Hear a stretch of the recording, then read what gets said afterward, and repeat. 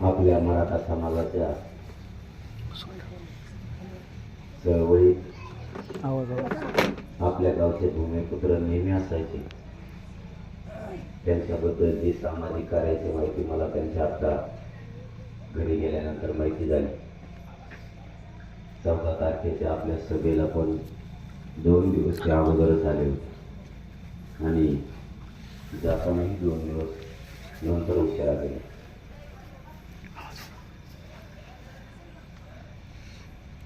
आपलं आता मुंबईत आंदोलन ठरलं, यातही ते तयारीत होते असं आता गावकऱ्यांनी सांगितलं आणि या कार्यक्रमाच्या सुद्धा तयारीमध्ये ते होते.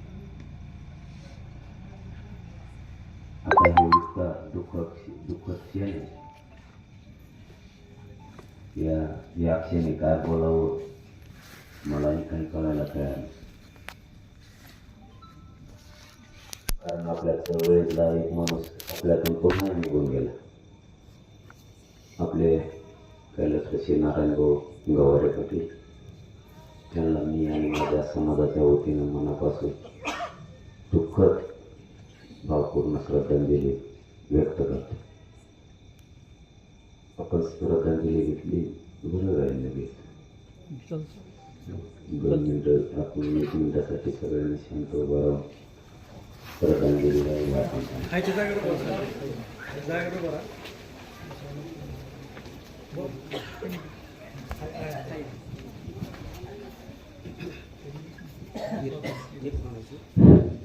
एक म्हणल्याबरोबर सर्व डिस्टर्ब करायचंय. 2 म्हणल्यानंतर सर्व एक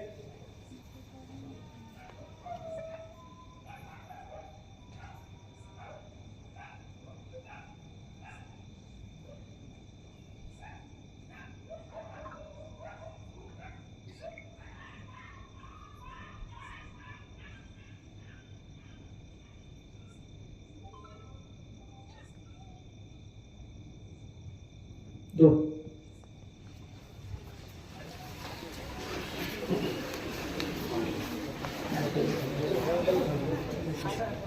आपल्यातून या मराठा आरक्षणासाठी खरोखरच एक माणूस निघून चालला. मी वेळोवेळी सांगत असतो समाजाला, आपण मेहनत अवश्य करा, आरक्षण मिळालं पाहिजे यासाठी प्रयत्न करा, परंतु तुमच्या जीवाची काळजी घेऊन पण करा. कारण कामाचे लोक महत्त्वाचे आपल्याला पाहिजेत. जे पुढं होऊन करताय ते लोक आवश्यक आहे. परंतु मी तिनं घात केला आणि ते हॉस्पिटलपर्यंत सुद्धा गेले नाही असं समजलं. खरोखरच मी नाटकी किंवा बेगडी माणूस नाही. मला जर एखादी आत्महत्या झाली ना तर दिवसभर करत होते, कारण ते कुटुंब पूर्ण उघड्यावर पडतं. 250पेक्षा जास्त आत्महत्या झाल्या या आरक्षणासाठी. हा सुद्धा माझ्या मनात आरक्षणातच घडली. कारण जरी ते काय त्यांना प्रकार घडला, शेवटी आपल्या चळवळीत रात्रंदिवस ते होते. त्यांनी एकही सभा आतापर्यंत सोडलेली नाही असं मला त्यांनी सांगितलं. म्हणजे बोदेगावच्या सुद्धा सभा केलेल्या आहेत. आणि त्या दिवशी सुद्धा मी आपल्या गावात आलो होतो. त्याशी माझी तब्येत अचानक खराब झाली. त्या दिवशी सुद्धा हात पाय ते दाबत होते. खरं तर हे काय बोलावं मला काय सुचत नाही. पण त्यांचं पण स्वप्न होतं, आरक्षण मिळालं पाहिजे म्हणून ते पळत. त्या देवपिंपरीच्या लोकांना शब्द आहे माझा त्यांच्यासाठी, आरक्षण घेतल्याशिवाय तुम्ही हटत नाही, मी बी हटत नाही.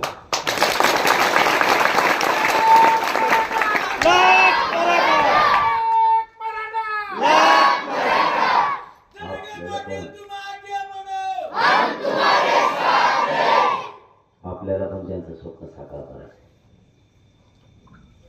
जवळपास 250पेक्षा जास्त बलिदानं गेलेत आणि त्यांचे लेकरं बाळ उघडे पडले. त्याही गेलेल्या 250 बलिदान आपल्याला वाया नाही जाऊ द्यायचे. आत्ता त्यांच्या घरी बसल्याच्या नंतर पुन्हा एक कळालं, ते आरक्षणामुळे दोन भावांना शिक्षण नाही घेतलं, परिस्थितीमुळे ते नाही शिकू शकले. असे लाखो उदाहरणं या राज्यात असते की परिस्थितीमुळं मराठा शिक्षण खर्च सुद्धा करू शकत नाही. म्हणून माझ्या मायबाप मराठा समाजाला माझीच विनंती की आता आणखीन वेळ हातातून गेलेली नाही, आता आणखीन तरी सावध राहा. कारण जर हे आरक्षण आता शेवटच्या टप्प्यात आलंय आणि ते जर आपण घेतलं तर इथून पुढचे पोरांवरती येणारे संकट टळणार आहे.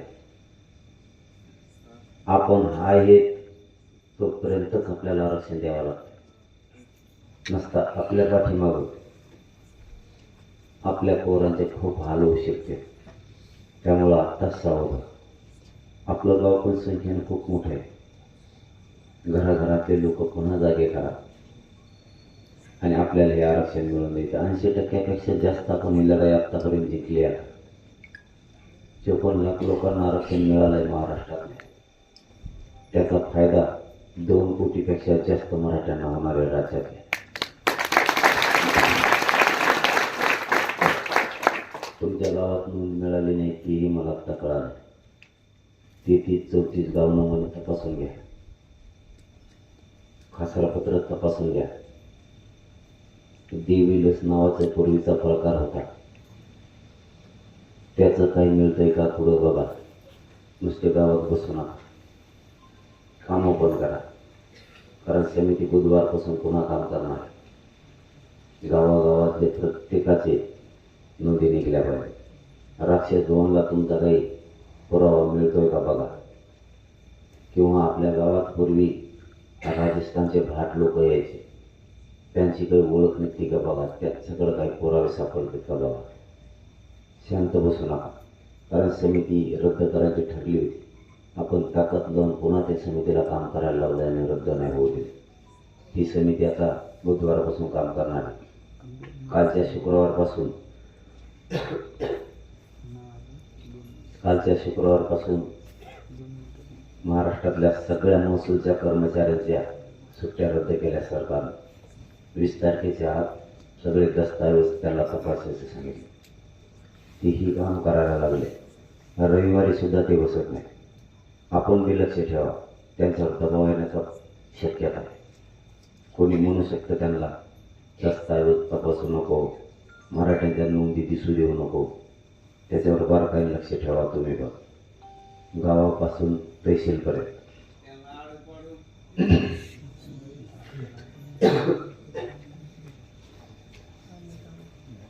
ते रेकॉर्ड तपासायला लक्ष ठेवा.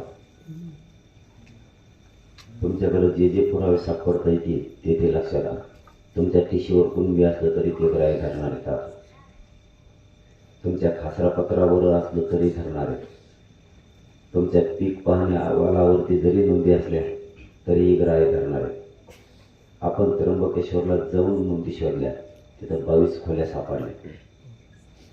त्याच्यातही कुणाच्या नावं निघतात का बघा.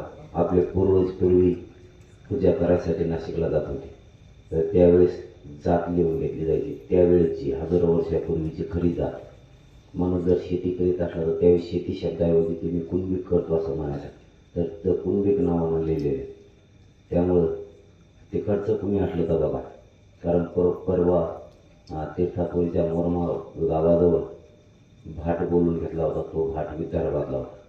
त्याच्याजवळ रेकॉर्ड तपासला परवा. त्याला टी व्हीवरती सुद्धा ते दाखवलं मी त्याच गावातून.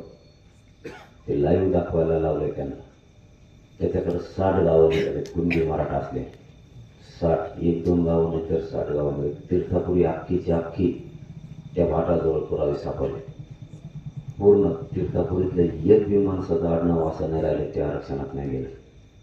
इतका फायदा काल झाला. आता जर त्यांच्या सोयऱ्याच्या शब्दासाठी आपला विषय राहिलेला आहे, तर तुम्ही ज्याची नोंद सापडली त्याच्या सोयऱ्याला पण लाभ द्या, त्याला प्रमाणपत्र द्या. एका प्रमाणपत्रावरती एका नोंदीवरती 70 प्रमाणपत्र दिले. इतका फायदा झाला. तुमच्या गेवराई तालुक्यात एकही नोंद नाही म्हणून अहवाल दिला होता निरंक म्हणून. आपण मुख्यमंत्र्याला ते विषय डायरेक्ट सांगितला. नुसतं गेवराईच नाही तर असे बरेच तालुके जसं जातीवाद केला होता अधिकाऱ्यांना आणि पुरावे दिले नव्हते. आपण आपले खाजगी अभ्यासक पाठवले होते.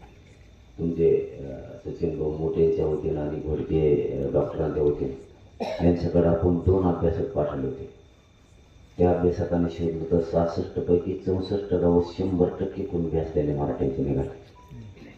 आजचा 11 गेवरा तालुक्यातला 123 गावं निघालेत. आता तुमचे हळूहळू निघतील. काय तपासच राहिले त्याच्यावर लक्ष ठेवा.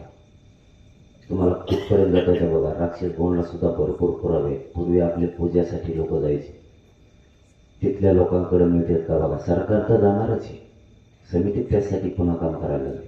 समिती स्वतः ते पुरावे आणणार. हैदराबादला 25 खोल्या पुरावे सापडले, त्याच्यातही आपले गावं निघू शकते.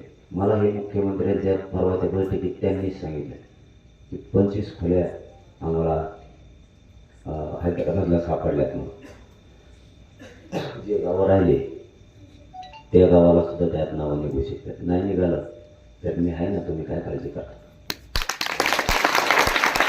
कारण आपलं फक्त आता एका शब्दात गुंतलंय. जर नोंदी नाही सापडल्या तर सरसकट, किंवा ज्याची नोंद सापडली त्याच्या रक्ताचे सगळे सोयरे त्याच्यामध्ये घ्यायचे, अशी आपण आठ घातलेली. त्याच्यावरती काम सुरू आहे. बघूयात गुरुवारपर्यंत काय होत आहे. गुरुवारपर्यंत चान्सेस आहेत की काहीतरी हालचाल होऊ शकते. नाही झाली तर आपण मुंबईकडं तेवढ्या शब्दासाठी निघालो. आपल्या गावातले सगळे बांधव मुंबईची तयारी करा. झाली का तयारी? सगळेजण चला, कारण आपल्याला पर्याय नाही. एकदा हे काही 1 वर्षाचा विषय नाही आहे. 1 वर्षासाठी मिळणारे पुन्हा दरवर्षी लढावंच लागणार आहे. एकदा मिळालं की पिढ्यांना फारसं मराठ्यांच्या पोराचं टेन्शन गेलं. मग या विषयावर पुन्हा लढायचंच नाही. एक विषय पूर्ण कडेला नेऊन घालायचा. आपण काम करतानाच तसं केलं. आधी आरक्षण कुठे हे समजून घेतलं आणि नंतर आंदोलन उभा केलं. नसता इथून पाठीमागे खूप मोठमोठाले लढे झाले. आंदोलनासाठी मोठमोठाले लढे उभा केले, परंतु काय झालं माहीत नाही. विजय जवळ आला की विजय आपल्याला हुलकाने घेऊन जात होता. आपल्याला खूप जणांना फसवलं गेलं. 50% वर आरक्षण आहे, 50% खाली, त्या पद्धतीनं लढे व्हायचे. लढे करणाराची पण काही चूक नाही. जसं सांगते तसं विश्वास ठेवायचा. आपण यावेळेस तसं नाही केलं. आपण मराठ्यांचं आरक्षण कुठे हे शोधलं अगोदर आणि नंतर लढावं होता. आपल्याला माहीत झालं पक्क की ओबीसी आरक्षणातच मराठ्याचं आरक्षण आणि आपण तो लढा हातात घेतला आणि तो आज यशस्वी झाला. म्हणजे आज 80% लढाई जिंकलेली. आता थोडी बाकी आहे एका सरसकट शब्दासाठी. नसता एका नोंदीवर जर 70 जणाला पुरावे मिळत असले तर मराठा शिल्लक राहत नाही. पण सगळे सोयरे जर घेतले तर मग कोणीच राहत नाही. त्यामुळं आपल्या त्याच्यासाठी खूप मोठा प्रयत्न सुरू आहे. काय होतं आहे बघूया. म्हणून तर आपण रातपाट मराठ्यांच्या लेकरं मोठे व्हायचं म्हणून जगतोय. नसतं इतक्या रात्री कोण जगतंय. आमचं आणखी दुपारचं जीवन त्याच्यात होतं.